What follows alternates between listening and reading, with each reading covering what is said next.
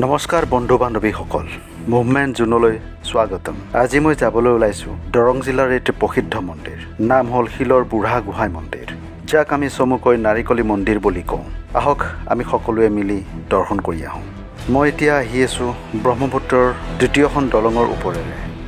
খুব সুন্দৰ দলং। তাৰপিছত ৰাষ্ট্ৰীয় ঘাইপথ পাওঁ।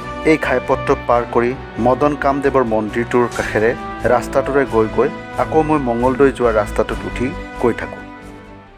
মই পাই গ'লোঁ নাৰিকলি নামৰ ঠাইখন।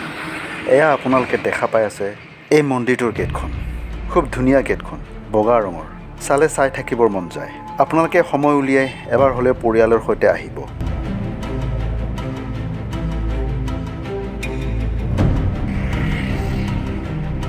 মই এতিয়া মন্দিৰৰ গেটখনৰ তলেৰে গমন কৰি মেইন মন্দিৰটোলৈ আহি পালোঁ। এইটোৱে হ'ল বুঢ়া গোহাঁই xilor মন্দিৰ, মানে শিৱ মন্দিৰ। এই মন্দিৰটো অতি পুৰণি। মধ্যযুগৰ কোচ কছাৰী আহোম শাসনৰ সময়ত হিন্দু ধৰ্মৰ প্ৰচাৰৰ বাবে অসমৰ চাৰিওপিনে এনে বিভিন্ন মঠ মন্দিৰ আৰু ভিন্ন আৰ্হিৰ ভাস্কৰ্যৰে কীৰ্তিচিহ্ন নিৰ্মাণ কৰা হৈছিল।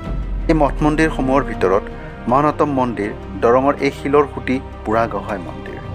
বিভিন্ন জনশ্ৰুতি আৰু প্ৰবাদে বৰ্ণনা কৰা মতে এই মন্দিৰটো প্ৰথম অৱস্থাত শিলৰ এক মনোমোহা আৰ্হিৰে নিৰ্মাণ কৰা হৈছিল।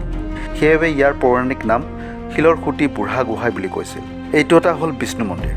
অকণমান মন্দিৰটোলৈ আগবাঢ়ি গৈ থাকিলোঁ, কিয়নো মন্দিৰৰ ভিতৰ চৰা চাবলৈ আগ্ৰহ প্ৰকাশ কৰিলোঁ। ভিতৰত সোমাই গৈ দেখা পালোঁ মন্দিৰটো বন্ধ হৈ আছে। বহু বছৰ শিৱ মন্দিৰৰ ভগৱান শিৱৰ নামেৰে ৰজন জনাই থকাৰ পিছত নাৰিকলি গাঁৱৰ ভাঙিধৰ নাথৰ দাপনত ভাঁহি উঠিল এক সপোন। বিষ্ণু আৰাধনাৰ নিমিত্তে স্থাপন কৰা হ'ল ভাগৱত মন্দিৰ।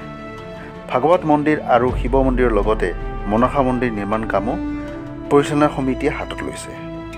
প্ৰকৃততে এইটো এটা ভাগৱত মন্দিৰহে।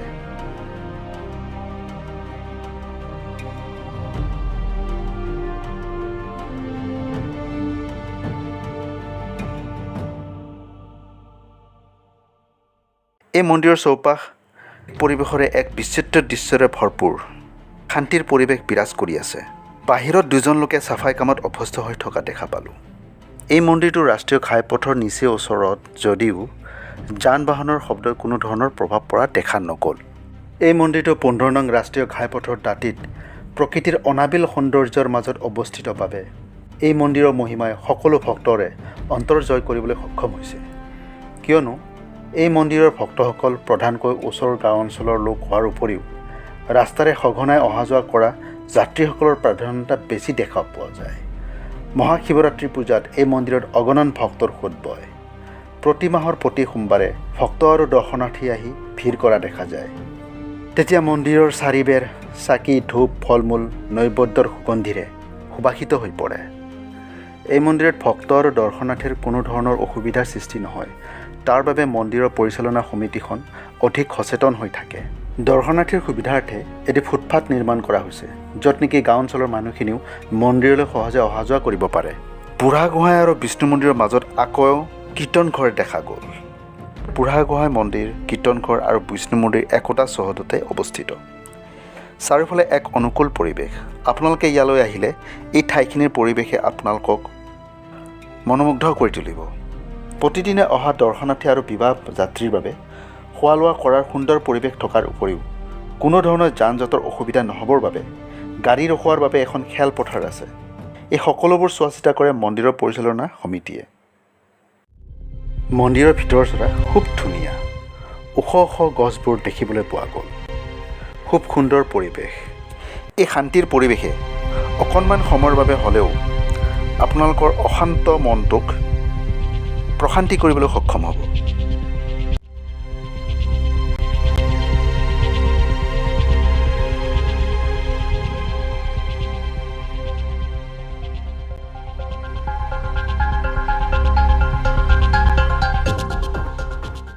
এইটো হ'ল ভগৱান শিৱৰ বাহন নন্দী মহাৰাজ।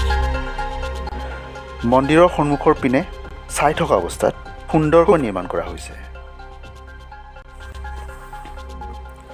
আহিবৰ সময়ত মন্দিৰৰ ঘণ্টা দুটালৈ চকু গ'ল। শেষত মন্দিৰত সেৱা জনাই ঘৰলৈ যাবলৈ ওলালোঁ। এই মন্দিৰটো এৰাৰ পৰত এটা কথা মন কৰিলোঁ। মন্দিৰৰ ভিতৰ চৰাত থকাৰ সময়খিনিত এক বুজাব নোৱাৰা অনুভৱ। যি অনুভৱ আমি ঘৰত বা চহৰৰ বিশৃংখল জীৱনত কেতিয়াও শান্তিৰ পৰিৱেশ বিচাৰি নাপাওঁ।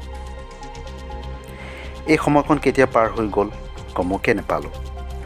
তাৰপিছত মন্দিৰৰ বাহিৰত ওলাই আহি দেখোঁ যে আবেলি 4টা বাজি গ'ল, মানে বেলি গ'ল, গধূলি হ'ল। শেষত আজিৰ কাম ইয়াতে সামৰি ঘৰলৈ ওলালোঁ। আজিলৈ সামৰিলোঁ, আকৌ লগ পোৱাৰ আশাৰে। শেষত ভিডিঅ'টি চোৱাৰ বাবে অশেষ ধন্যবাদ।